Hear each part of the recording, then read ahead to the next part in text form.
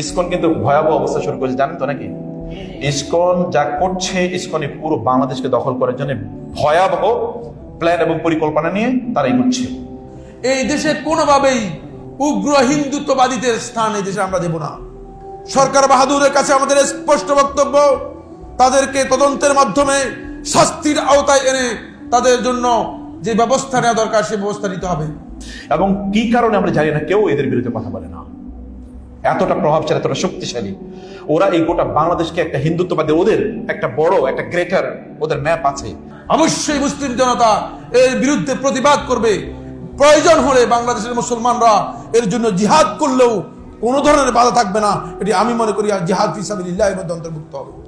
হিন্দুত্ববাদী দিয়ে গোটা বাংলাদেশ সহ এই বাংলাদেশ, ওই পাকিস্তান, ওইদিকে শ্রীলঙ্কা, ওইদিকে নেপাল এবং ওই ওয়েস্ট ইন্ডিজ পর্যন্ত গোটা অঞ্চলকে নিয়ে ওদের একটা রাম রাজ্য প্রতিষ্ঠা করবে, এটা একটা পরিকল্পনা আছে। এই পরিকল্পনার অংশ হিসেবে ওই যে ওরা বিভিন্ন মসজিদগুলো এখন ভাঙছে, দেখেন না? আমরা সংখ্যালঘু অল্প কিছু সংখ্যক লোকদের মাধ্যমে আমরা নিষ্পেষিত হচ্ছি, নির্যাতিত হচ্ছি।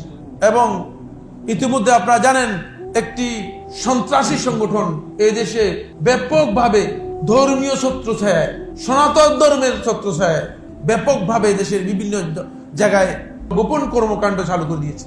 আপনারা জানেন যে টঙ্গীর একজন ইমাম সাহেবকে অপহরণ করে নিয়ে গিয়ে তাকে হত্যা করার জন্য চেষ্টা করা হয়েছে এবং তাকে নির্মমভাবে তার উপর আক্রমণ করা হয়েছে, তাকে আঘাত করা হয়েছে, এমনকি মেয়েদেরকে পর্যন্ত দর্শন করা হচ্ছে।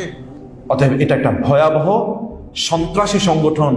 এই সন্ত্রাসী সংগঠনের বিরুদ্ধে আপনাদেরকে কথা বলতে হবে যদি দিনকে বাঁচিয়ে রাখতে চান। আল্লাহ সুবহানাহু ওয়া তাআলা আমাদের সবাইকে দ্বীনের উপর দায়েম এবং কায়েম থাকার তৌফিক দান করুন। আল্লাহুম্মা আমিন।